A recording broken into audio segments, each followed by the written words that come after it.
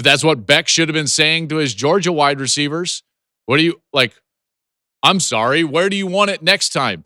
In your hands or your hands? College football has never been better. Interest has never been higher. Believe that we are at the dawn of the golden age of college football. It was an epic day of college football.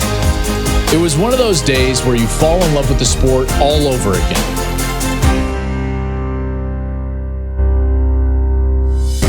Hey, welcome into the program, everybody. This is the Joel Klatt Show, and I am Joel Klatt. We bring you into our studio here. We thank Hampton by Hilton. The show is brought to you by Hampton by Hilton, and we appreciate them for their support. And we have got the way too early top 10 for next season, 2025, and we've got it right here, hot off the presses, right here. I've got it. Now, a couple of things that I want to get to before we jump into our 10-1 top 10 for next season.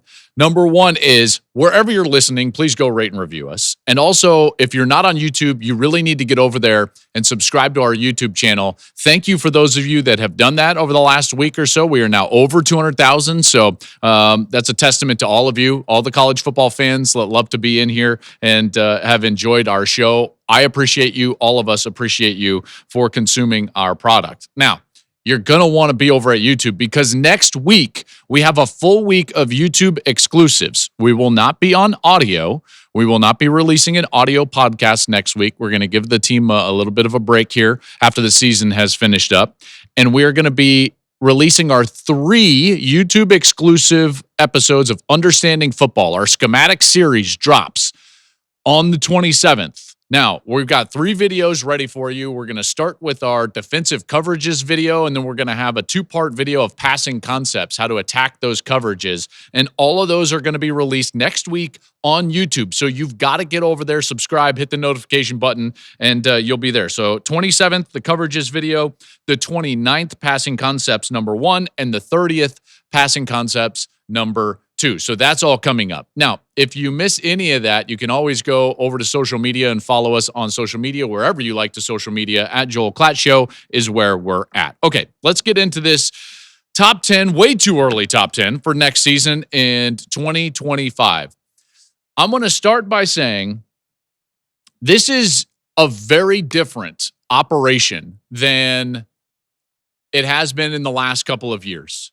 Because for a long time in college football, you could basically just say like, oh, pencil in, it's Alabama, Georgia, Ohio State, and maybe Clemson, and those were the teams. And you just throw some other teams in there. Texas is starting to get into that mix. And then there was a big drop off, and you could kind of say like, and then between 5 and 9, it's kind of anybody's game. I think it's totally different now in college football, and I think it's a result of the transfer portal, yes, but more so and more specifically, it's a result of name, image, and likeness. I think that more teams have invested in building out their roster. So what I see now is that you've got a lot of teams that are very similar. Now, there are some teams that I'm going to put up at the top, but I don't think it's a drastic margin. It's not a huge margin between those teams and the teams that are going to be, 6 through 10. But here's the kicker. The difference between the teams that are like, let's say 7 through 10 and 7 through 18, there's like no separation in those teams. I found this to be an incredibly difficult exercise because there are a ton of teams that I left off of this top 10 that very easily could be on the top 10. I get it. It's way too early. It's hard to tell. We still have another transfer portal window to go, so we don't even know the exact rosters that we're trying to evaluate here. But I just want that to frame the way that you're listening to the rest of this show and watching the rest of this show is that we have more parity. We had more parity this season than we've ever had. And next season, I think it's going to be even more so a great amount of parity. So here are some teams that did not make my top 10 that I really struggled with and wanted to include, but didn't get a chance. BYU is one of those teams. Didn't make it. They could fall easily between that like 7 to 18 range. Arizona State didn't make it, but again, they're sitting there. I love what Kenny Dillingham is doing, so they could easily fall in the top 10. Florida, the way that they finished their season, the hype surrounding DJ Lagway and the way that he played late, I like Florida a lot. And they're not going to have that gauntlet that they technically had this last season. Tennessee with Iamaleava back. Like, this is a really good football team. Absolutely could wind up in the top 10. Illinois. I look at this Illinois team. Excuse me, just hit the microphone.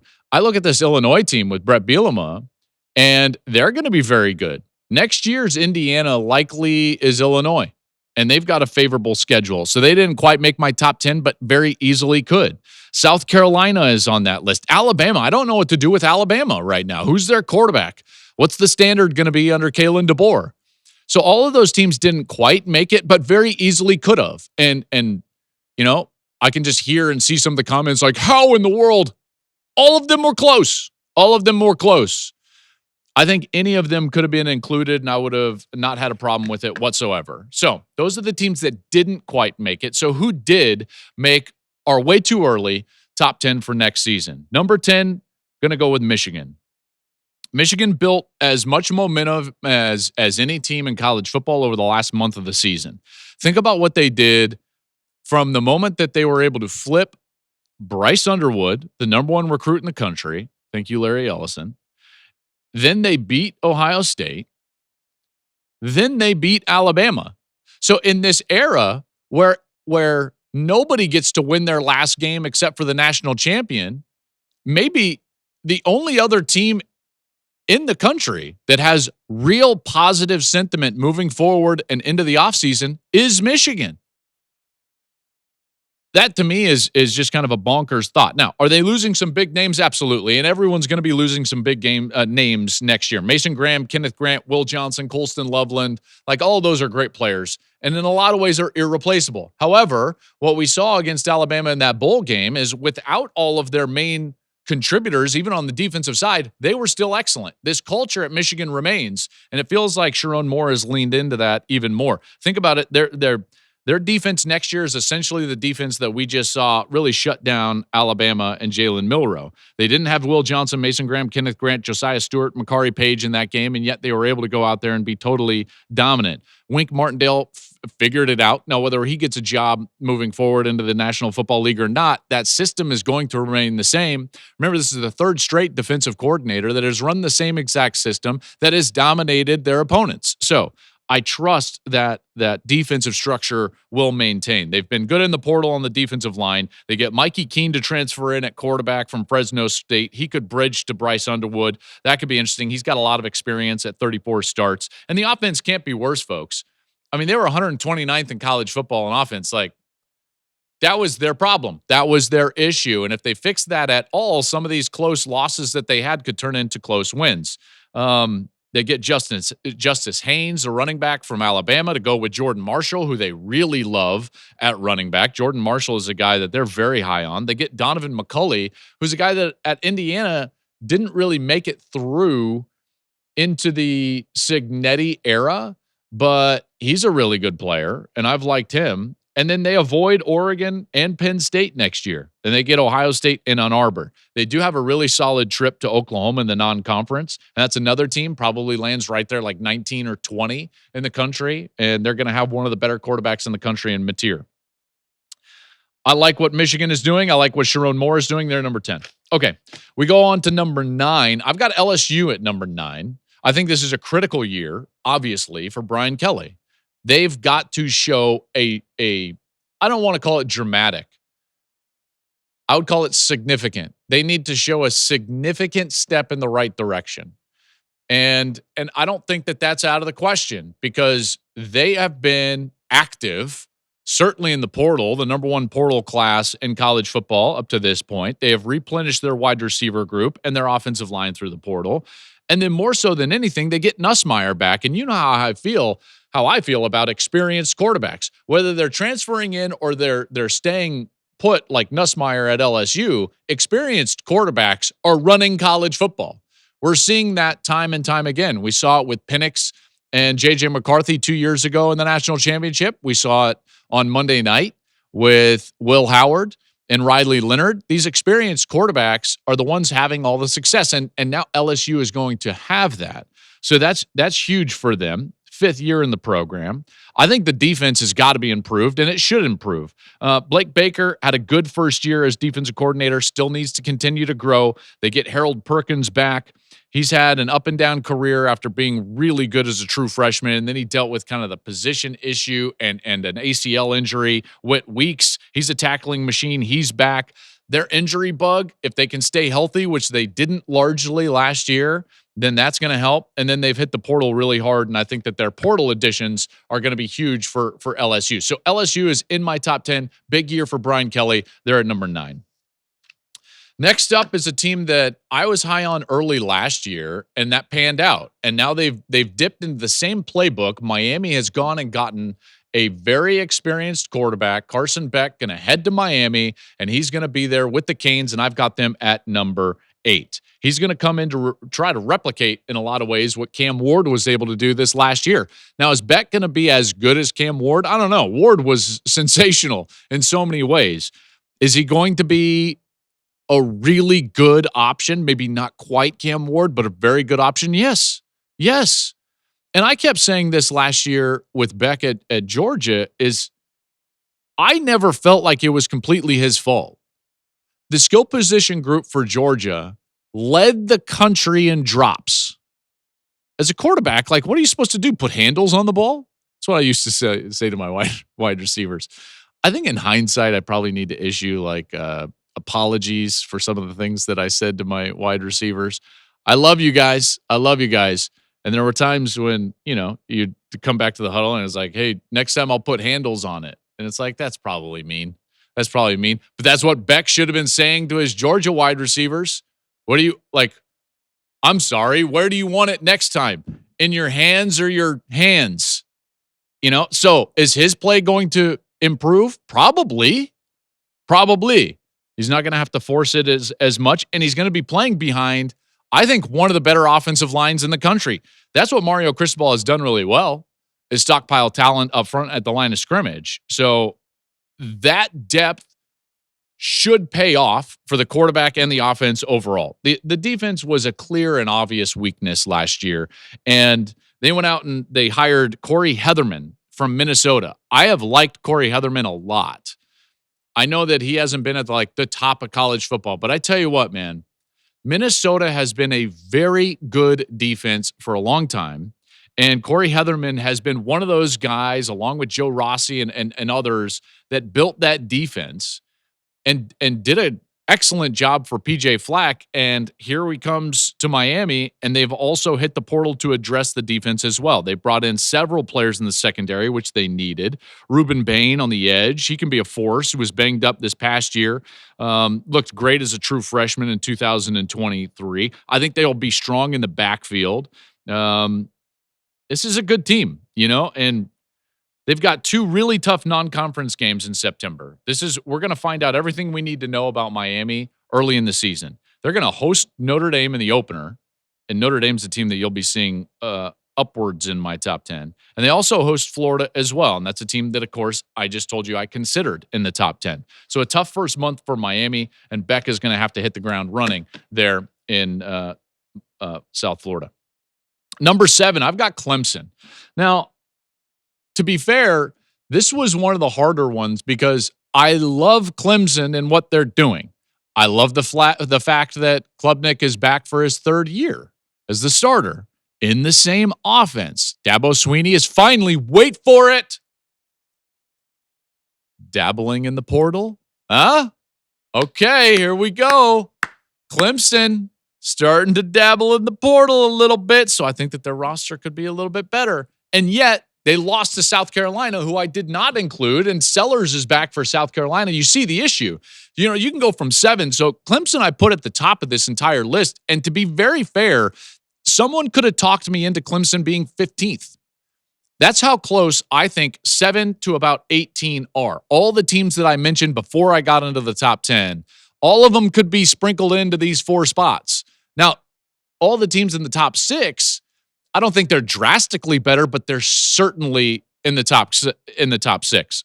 Okay, so Klubnik is there. 4 of 5 offensive linemen back. Look what they did against Texas, even on the road, and I know they got to the playoff. They won the ACC. The defense was not up to Clemson standard, and now they're going to go out, and I think they'll be improved. Tom Allen comes in. He was the coordinator for Penn State this last year.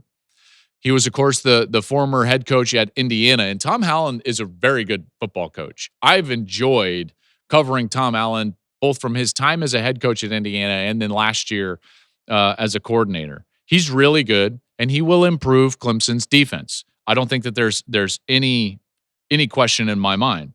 Despite, I think, a disappointment as a group, there are some pieces there on the defensive side. You've got TJ Parker. He had 11 sacks this last year. Peter Woods in the interior. He's a good player. Sammy Brown, freshman All-American this last season. So Tom Allen's going to have some pieces. They get Will Helt, the defensive end from Purdue. There was a couple of players for Purdue, all transferred, unfortunately, for Purdue, but they were the real foundational pieces that Ryan Walters was trying to build on. One of those is Will Helt. Max Clare, you're going to see. He's a tight end transferred away from Purdue. He's going to be in this top 10.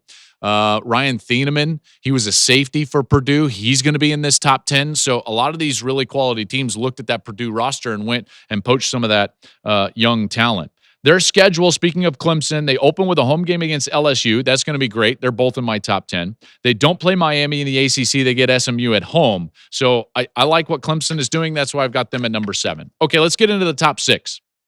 Team we saw on Monday night, if they would have won and come back and actually won that game, I would have put them higher, but Notre Dame is at number 6. I love what Marcus Freeman is building. If you listened to the show on Tuesday morning, that post-national championship game recap, you know that I was incredibly high on Marcus Freeman and what he was able to do. Listen, that team was overmatched on Monday night, and yet they battled and they battled and they battled. The culture at Notre Dame is excellent, and the team, I believe, is elite. I will be absolutely shocked if Notre Dame is not back in the college football playoff next year. That's the level that Marcus Freeman is now kind of competing at. He's building something very special. It's not going to surprise me at all if Marcus Freeman is able to win a national championship at Notre Dame if he decides to stay there. I think it's great if he decides to stay there. I would love to see him stay in college football, but I do know that the NFL, maybe not this go round because he just signed that solid extension, but at some point, if he keeps winning, the NFL is going to come knocking. There's no doubt. And then the other thing that they're going to have to pay attention to, and I don't want to put this in anybody's head because Notre Dame fans are going to scream at me, but he did play at Ohio State. If and when Ryan Day decides that he wants to move on, that's the first call that any athletic director, it's Ross Bjork right now is the AD at Ohio State. But when there's an opening, their first call is going to be to Marcus Freeman. Riley Leonard is going to move on from the Irish, obviously. Looks like it could be Steve Angeli, maybe C.J. Carr. C.J. Carr is the grandson of Lloyd Carr, the legendary Michigan coach who won a national championship in the late 90s. C.J., his grandson, was the top 50 overall recruit this past season, so he'll be in there. I think Miami's going to have a really good offensive line. I think Notre Dame's probably going to have the best offensive line in college football, and they get Jeremiah Love, Jadarian Price back. So their ability to run the football is going to be there. Now, will Angeli be able to run the football like Riley Leonard? I don't know. Will C.J. Carr be able to run the football like Riley Leonard? I don't know. But I do know that putting two backs on the field at the same time, which you see this a lot now. We saw it with Michigan last year. We're seeing it with Ohio State this year and en route to a national championship. We could see that with Price and Love. The defense certainly loses some pieces. There's no doubt. But didn't you just get the feeling that the culture and what they're building from a depth perspective was able to weather a lot of storms when it comes to the roster? I mean, this is a team that lost a lot of guys to injury, and yet they were able to still go out there and have a hell of a season. They lose Watts, Cross, Mills, Morrison, Kaiser. A lot of losses. I get it. I'm trusting Marcus Freeman right here. Great House is back on the outside offensively. They get that Miami game to start the season. They're going to host Texas A&M. That's the third week of the season. They get a bye in between those two games. So a tough first month for the Irish. They're at number 6. Now we get into the top 5. I'm going to go with Oregon right here. You know how I feel about Dan Lanning and the Oregon Ducks. I think, candidly, they could go a lot higher than this. I wouldn't argue if someone could talk me into them at 2. Someone could talk me into them at 3. Someone could probably talk me into, I keep messing that up, talk me into Oregon at 1, to be candidly. They were the number 1 team in the country this year. They had the best regular season this year. They beat Ohio State at home before running into the Death Star version of Ohio State in the Rose Bowl.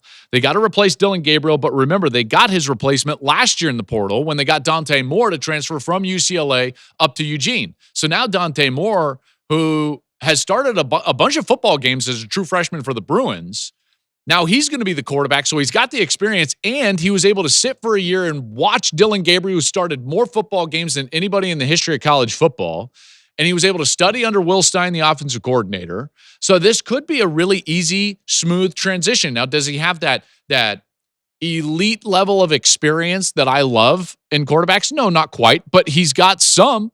And some is better than none, obviously. Lanning has built this thing the right way. He knows how to win. It's in the trenches. Uiagalelei, he's had 10 sacks this last year. The defensive line should be excellent. Yes, Tez Johnson is not going to be back, but Evan Stewart will.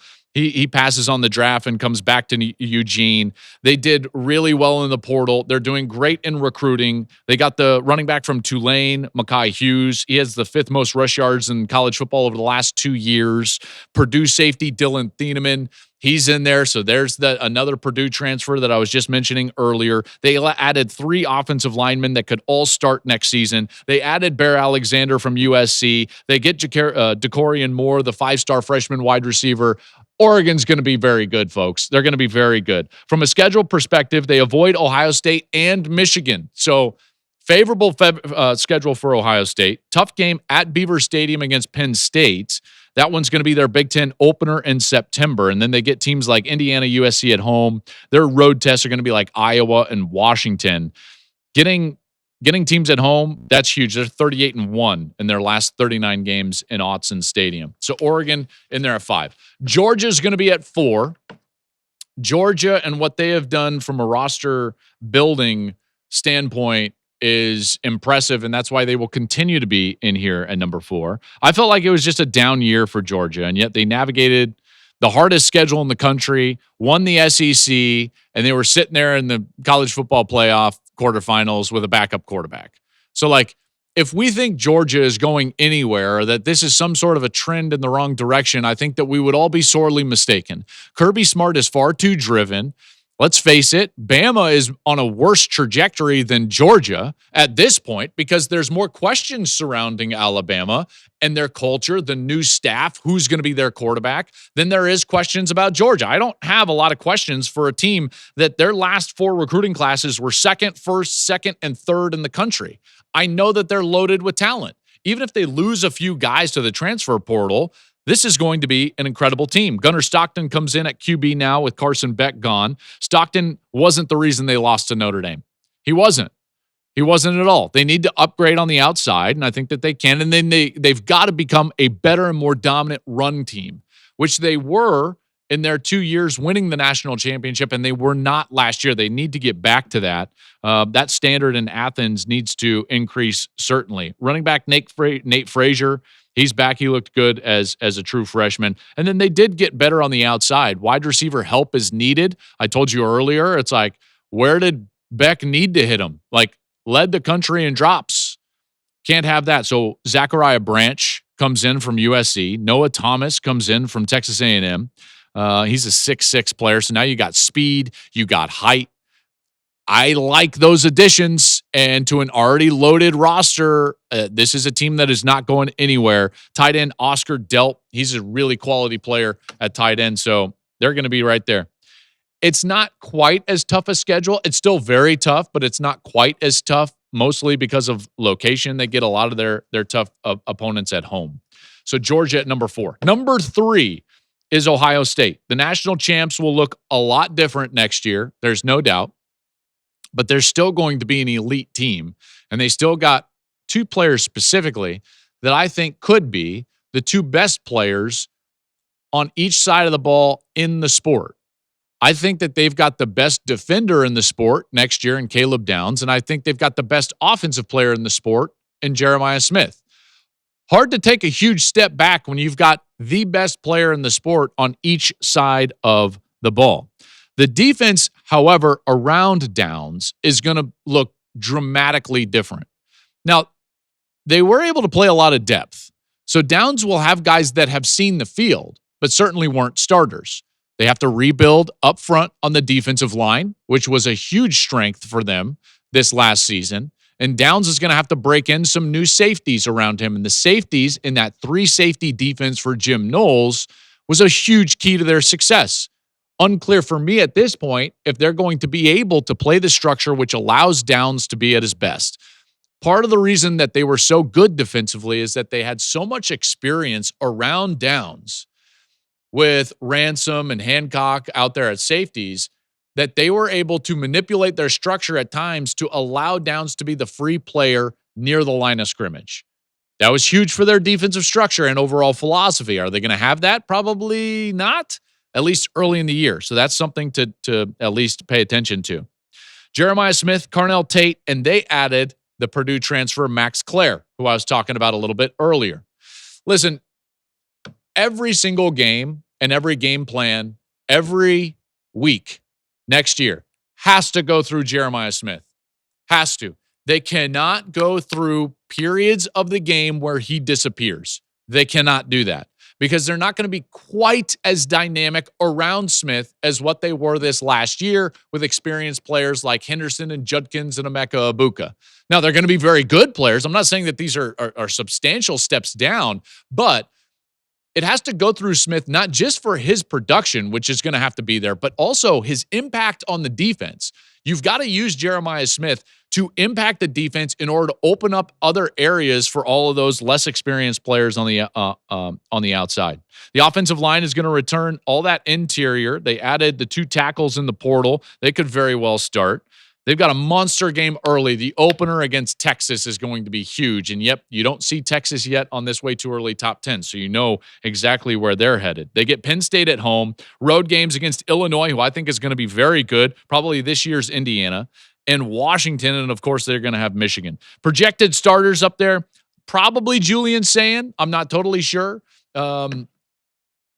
Tevian St. Clair is a really good-looking prospect, and they're going to have quite a battle there for quarterback. James Peoples, the existing running back. They got C.J. Donaldson, a really good player from West Virginia. You got Smith, Carnell Tate, probably Brandon Ennis. You got Max Clare, the tight end, along with Jelani Thurman.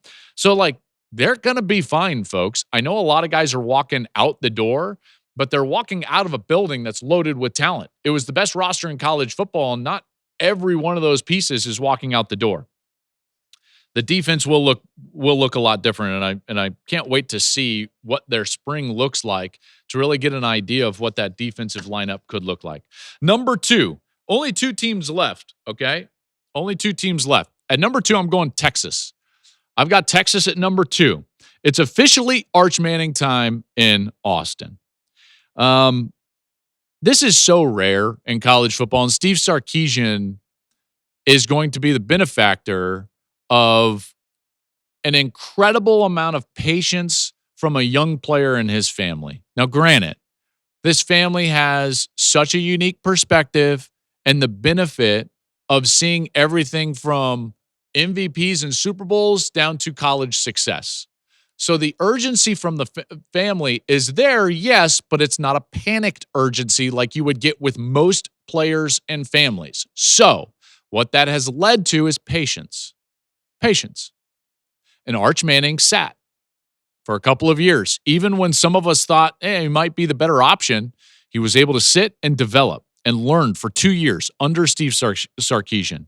And now that offense is going to look a little bit different because of his skill set running the football. I'm not saying that they're going to dive into the Vince Young zone read offense of Texas past. No.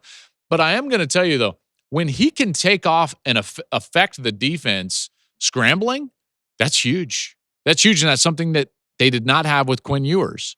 This is a team that continues to build their roster with elite-level recruiting. You know they're going to do well in the transfer portal. The offense is going to look a lot different. The major question I have, this is a big belief in Arch right now, but the major question I have is that their offensive line was so good. Who's going to be up front? They've got to replace 4 of the 5 offensive line starters. That's going to be the most difficult part. Now, they lose Golden and Bond. Gunnar Helm, but Ryan Wingo, he could be a star. He'll be back. They get C.J. Baxter. Remember, they did all of this year without their best running back who got hurt in the offseason. So Baxter being back is going to help an inexperienced offensive line. Let's not forget that in the tool bag for Steve Sarkisian, he was able to produce on the ground with what was an ineffective and young offensive line when Bijan Robinson was at Texas. So that's there, and I don't think it's going to be quite as big of an issue when your quarterback can run, when you've got an elite level running back. I don't think it's going to be quite as big of an impact losing some of those offensive linemen as maybe some look at. But I look at this Texas team, and I think that they're going to be fantastic. The semifinal rematch in Columbus against Ohio State. They've got to go to Georgia. They've got to go to Florida. Red River. They end with A&M in Austin. Difficult schedule, certainly, but they're going to be right there. I'll be surprised if that's not one of the better teams in the country. And number one, and this is going to be the number one team for the reason that I described before even saying who the team is. There is a clear blueprint in college football that has been now established over the last 2 years. Everything runs in cycles, and right now the cycle is about veteran, experienced players. You got to have them. And it's even more valuable when they come from your own program, when you can bring guys back to your program and they know the drill and they know the culture, and the culture of the team rests in those core players. You've got something special. That's exactly what happened with Michigan 2 years ago, and they won the national championship. Think of all of those experienced older players that came back, could have gone to the National Football League, didn't, and won a national championship because of that. Same thing happened with Ohio State. They all committed to a cause bigger than themselves. Double-digit guys on that team spurred the draft, said, no, I'm not going to go be a professional. I'm not going to go to the National Football League. I'm going to stay here, and I want to achieve something really special. And something similar to that is happening right now in State College. Penn State is going to be my number one team in my way too early top 10 for 2025. Penn State has gotten better every single year for the past 3 or 4 years. And James Franklin, their team, man, they had every opportunity to win that game against Notre Dame. They are knocking on the door of a national championship, and now they're bringing all of those key pieces back to their team. This is the blueprint. Everybody thinks that it's about the transfer portal because of Judkins and Will Howard and Caleb Downs, but no, the core of the Ohio State Buckeyes were Buckeyes. There's a reason why they were able to weather the storm of adversity of losing to Oregon and Michigan, their rival, and yet still roll through the playoffs and beat 4 straight top 10 teams, all by double digits. There's a reason. What was the reason? Culture, togetherness, chemistry, whatever you want to call it and however you want to define it, it has to be held with guys that committed there and are Buckeyes or Nittany Lions or Wolverines, or they are there. That's where your culture has to be held, and that's what Penn State is going to have. Drew Aller comes back. Nick Singleton comes back. Katron Allen comes back. Denai Dennis Sutton comes back. You start getting those announcements, and I immediately thought to myself, there's your blueprint. There's your blueprint.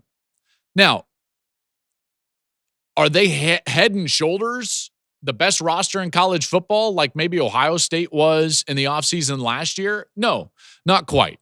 And I do think that this is going to be a grind because you could talk me into Penn State at 6. You could talk me into Clemson at 18. Like, college football is in an incredible spot right now. I keep saying this. This is the golden age. I think Penn State, in my way too early, is going to be number one for the following reasons. Drew Aller has started 29 games now, so he's going to be one of the more experienced quarterbacks in college football. Singleton and Allen have started together since their freshman year. They're now going to be in their 4th year. 4 of 5 starters on the offensive line are back, and they have depth, so they will be able to run the football to death. Year 2 with Andy Kotelnicki, everything that he learned as first-year offensive coordinator for Penn State and operating with those specific players is going to pay dividends moving forward. They've got to replace Tyler Warren, certainly, but they've got a former 5-star sophomore, Luke Reynolds. He's a pass-catching tight end, and I think he will maybe not replace Tyler Warren, but certainly be a serviceable option. The wide receiver group has held them back drastically. They did not have a catch against Notre Dame in the national semifinal. That can't happen again. So you've got to increase your level of productivity at the wide receiver position. They got, Kyron Hudson. They got Devontae Ross, a deep threat from the Sun Belt. Hudson comes in from USC. Those are upgrades. Upgrades. Trey Wallace and Amari Evans both hit the portal, so they're not going to be there, and they're going to need to upgrade. I think they need to go and grab another wide receiver potentially in the offseason. And then this defense is a question mark. They've got to replace Tom Allen, their defensive coordinator, Abdul Carter, their best player up front, Kobe King, the linebacker, Jalen Reed, KJ Winston, who was hurt most of last year. So that's maybe a little bit neither here nor there. But a huge boost when denied Dennis Sutton, who's going to be one of the best pass rushers in the country, decides to come back. Zane Durant, he passed on the draft as well, so he'll be solid in the middle of that defensive line. The secondary is going to have Zakee Wheatley. He's back. He's going to have a few spots to fill, but what do we know about Penn State defensively? They're always elite, and I know and trust that James Franklin is going to make the right hire because he has continued to make the right hire. You know, you think about now for what, 3 straight, Brent Pry and then Manny Diaz and then Tom Allen. They have succeeded through a series of different defensive coordinators, and nothing suggests, at least to me, that they're going to take a step back. Penn State, they still have to prove one thing to me, and they didn't get a chance to prove that this year. Even in a run to the national semifinal, they never beat a team that they were even with. That was their big chance against Notre Dame, and they didn't do it. They've got to get over that hump. That's going to be the tipping point for James Franklin and Penn State, is getting over that hump of beating someone that they maybe quote-unquote shouldn't, or that they're on equal footing with. And if they do that, then watch out. They're going to have a huge chance to do that early in the year in the Big Ten opener, as Oregon's going to come to town and be there in State College. They're going to go to Ohio State. That's not going to be an easy one, but home games against Indiana, Nebraska, road game at Iowa. It's a favorable schedule for Penn State. I like a lot of things about the Nittany Lions, and so for those reasons, the Nittany Lions are going to be my number one team in my way too early top 10 for 2025. All right, just a quick reminder, I already went through this, but next week is a YouTube exclusive, so no audio episodes of the Joel Klatt Show. Get to YouTube immediately, subscribe to the channel, and then go over there because we've got some great product coming out for you. Our Understanding Football series is dropping next week. 3 different video-only, YouTube-only episodes of Understanding Football. We've got the 27th, the 29th, and the 30th. All of those episodes are dropping. If you want to understand football at a deeper level, please go over there and watch those videos. And then also in the comments, would you leave us comments about what you would like me to talk about moving forward? What are the things you want to learn? What are the things that you want to know more about in our sport that we all love? We'll be back with an audio episode of the show on February 3rd. Happens to be my wife's birthday that day, so happy early birthday to Sarah. And then my first mock draft. That's coming, folks. That's coming. And that'll be February 12th. February 12th will be my first mock draft, so that's what's going on from a schedule perspective right here with the Joel Klatt Show. Thank you for listening. Thank you for making this our biggest year ever. And here's to an even bigger 2025 with our way too early top 10. Have a great week, everybody.